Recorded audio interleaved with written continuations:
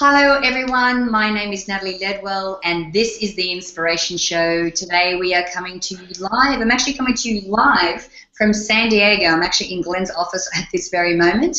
I'm down here visiting the team, so I thought I'd do the show from here today. Now today we're actually going to be talking about conscious parenting. And I have my guest is going to be sharing a very personal story of how he got into doing this type of work and how he's empowering parents around the world to be able to parent scream-free. So can you please help me in joining my guest, Mr. John Edwards. How are you, John? Yeah, good, thank you, Natalie. Thanks so much for having me. It is an absolute pleasure. And as you can hear, John is also from Texas, like myself. Actually, John is actually coming to us from South Australia at the moment, so that's so great. Now, what we're going to do is actually start, first of all, John, with your story and how you got into doing this type of work. Yeah, Natalie, I grew up in a family with an very violent alcoholic father and a mother that on most occasions just battled to survive. It wasn't a great start to life. I remember, if you can picture a 10 or a 12-year-old boy sitting in pajamas in the corner of his bedroom, shaking, crying, and a mother sitting beside him doing exactly the same thing. And my father would stand at the bedroom doorway and scream abuse and yell and really pick my mother so that she would come out of the room, and she would stay for hours and hours, and she would do that the majority of nights of the week, Natalie, and she'd stay there because while she was there, she was safe, and as soon as she walked out of the room, she'd be hit. So she had a terrible life, and it was a terrible way to be raised. And my sister, she would be in the other bedroom just wondering what was going on, and her perspective wasn't much better. And that went on for years and years until I was about 18 and we left home. And we left home, Natalie, because the final straw was Dad had broke a whole lot of beer bottles on the floor in the house. He'd walked through them all, cut all his feet and gone to work and didn't even realise. He got home, we'd left finally, probably 18 years too late, but we did leave. And he started ringing hospitals because he was fearful of what he'd done to us, and he didn't even realise he'd walked through the glass with his own feet. So life was pretty tough to start with, and I'm sure many of you people listening now can probably relate to that and probably have worse stories of their own, but that was mine. And it led into my parenting. I was a parent from a very early age, 23, and my wife was 21. But luckily I found the right person, Natalie, because we've been married for 23 years, which is a blessing. But starting off parenting, I did a terrible job. In fact, I brought a whole lot of subconscious triggers or behaviours into my parenting that I didn't even realise. And I screamed, I yelled, I argued with my kids, and they were only toddlers at that stage. They were only 4, 5, and younger. And they weren't doing anything wrong. They were just being normal kids. But I was way over the top. I was my dad. I'd brought in everything that I'd had when I was raised and brought that into my parenting, and many of us do that.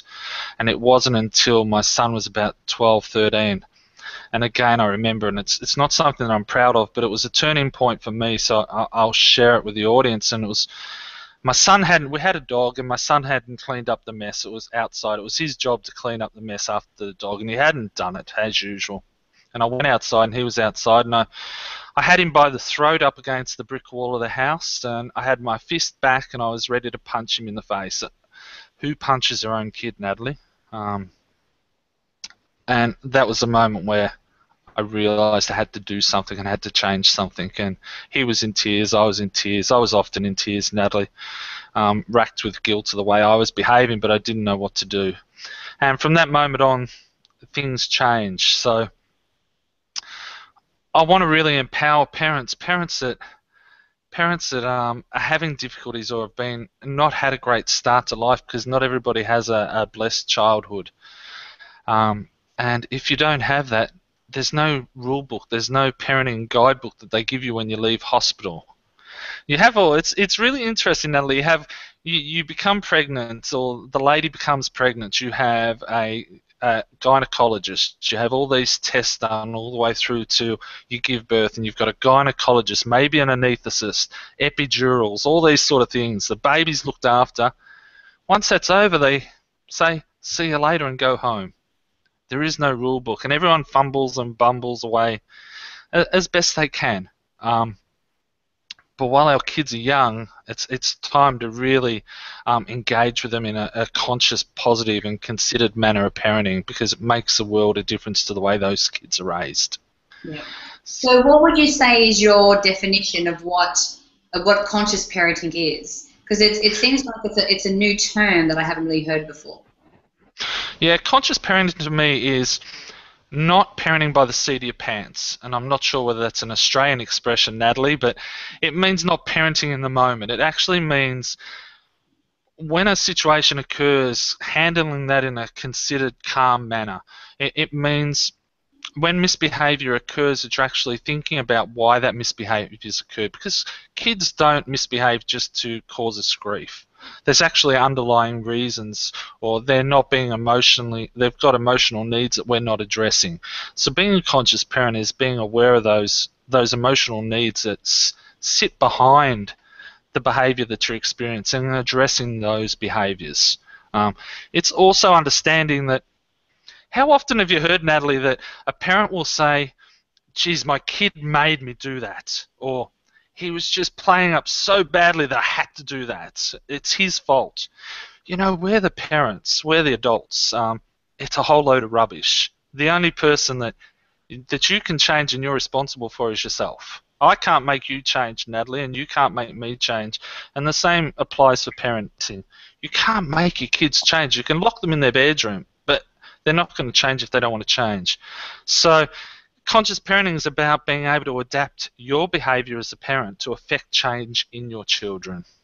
Right. So tell me, what's one of the lessons or one of the pieces of information that you share with parents that seems to have the biggest revelation? Seems to be like, oh my goodness, I wish I had known this years ago. I think a couple things. Number one is nothing's personal. Parents tend to take things, their children's misbehaviour, very personally, and it's not a personal interaction. The kids are not trying to actually hurt you as a mum or a dad, but they're actually just trying to engage you in a way that they can get a reaction that they require to fulfil their needs. I think that's a really big one, that you need to address these parenting issues in a sort of a semi-detached way, Natalie, and take that hurtfulness out of it. And the other one is that when you engage a child, if you change your behaviour, then they're going to change theirs. And that's a really big one. For instance, if you've got a child that's struggling for power in the house and they're always debating and arguing the point with you, if you continue to argue with them, they're getting exactly what they want. If you just stop, you've actually modified your behaviour, and a child doesn't want to fight or argue with themselves. It might take a minute or so for them to stop, but they will stop. And if you continue to modify your behaviour in that way, then theirs becomes ineffective, and they will change the way they're addressing issues. So yeah, don't take things personally, and modify your behaviour and choices and consequences. Don't think of punishment. Don't think of punishment, but think of ways that you can provide choices, particularly for toddlers. If you don't pick up your toys, then I'm going to put your toys away for a day and give them the choice. And with teenagers, set them a consequence. If they're driving your car and they bring the car back late, or they don't put the petrol in the car, then they don't get to drive the car for a couple of days. And that puts a decision-making process onto your children and takes it off of you as being the bad parents. Parents are off the bad parent syndrome. No more of that, but actually put the decision-making process on your kids. And if we can teach toddlers at a very early age to be responsible for their own choices and their own decisions and the consequences that follow, then we're really empowering for later in life. No, it's awesome. And you're helping them with their decision-making processes, the whole thing. Absolutely. So, and a lot of what you're talking about is also about giving children parameters, giving them borders or guidelines, and giving them structure. which they want as well. Now, what you're saying is making a lot of sense. So how did you go from, that point of desperation to knowing all of this really cool stuff? Yeah, it didn't happen overnight, Natalie. I probably had two journeys. I had a journey to deal with my past and a journey to deal with my parenting future. So I did a lot of courses with, I don't know whether he's popular over in the States, but Dr. John DeMartini did a lot of John's work. It made me realise that there are a whole lot of positives out of my upbringing that I didn't recognise. It made me a stronger person. It made me a much more compassionate person. And I was a school teacher for 18 years.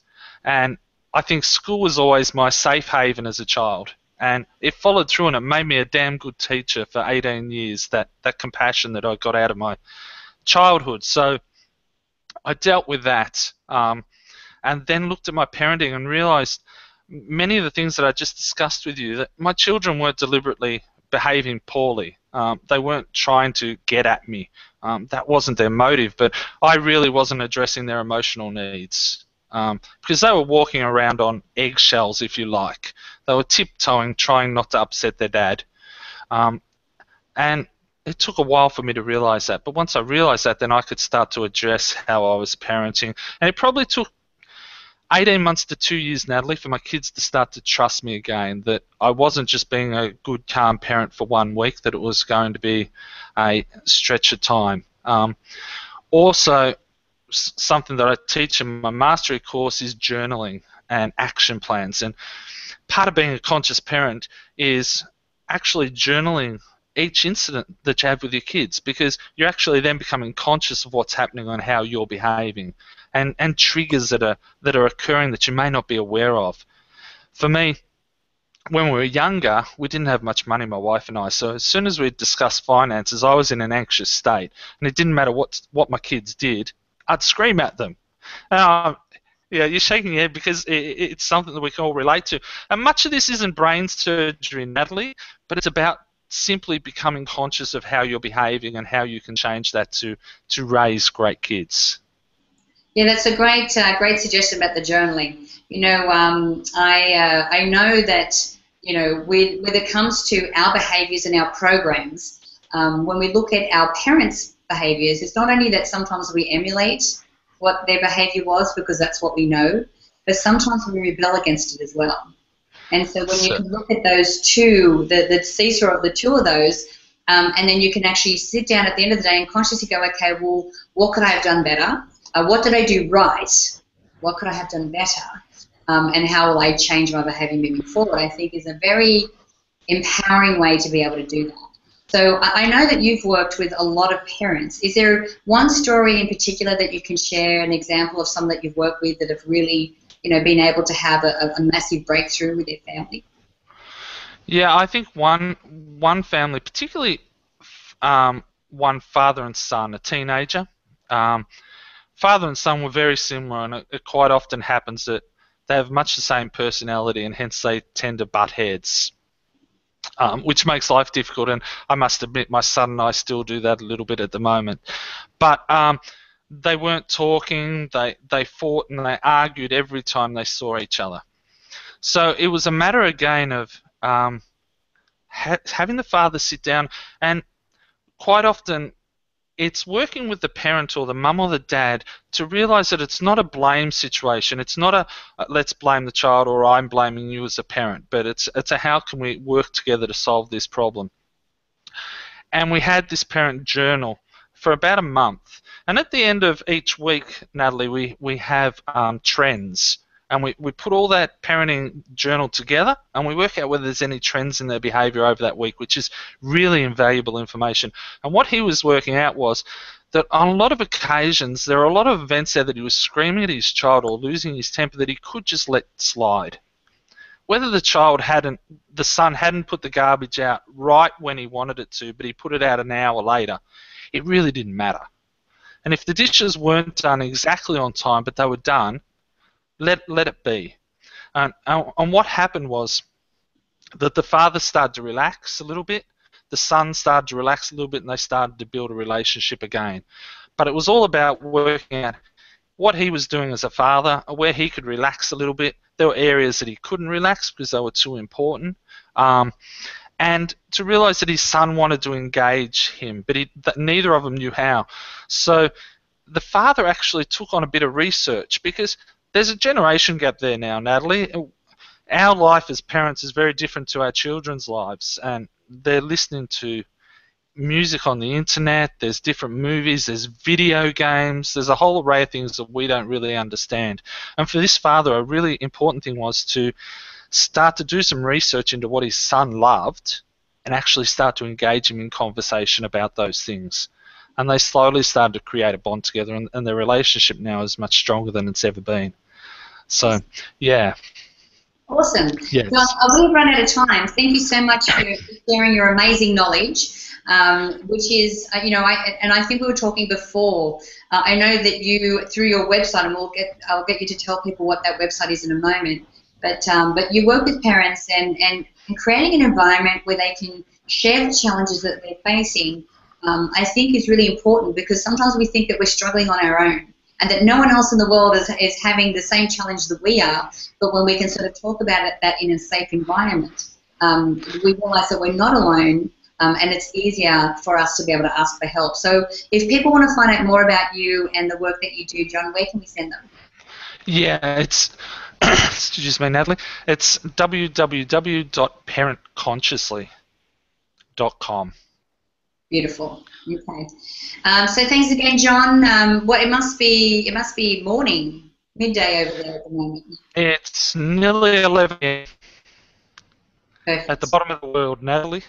All right, awesome. Well, listen, thank you again for joining me and for sharing that amazing information. Now, guys, I encourage you to share this video and all of the information in it. You can do that by clicking the Facebook and the Twitter share buttons on this page. Click the banner to the side there to go straight through to John's website to find out all about him and the products that he has. Make sure that you download the app if you haven't done so already, so you can watch the shows on the go. You don't have to be in front of your computer anymore. And make sure that you leave your email in the box on the page here, because I would love to send you the Manifesting with the Masters video e-course. $87, and I would love to send it to you for free. So until next time, remember to live large, choose courageously, and love without limits. We'll see you soon.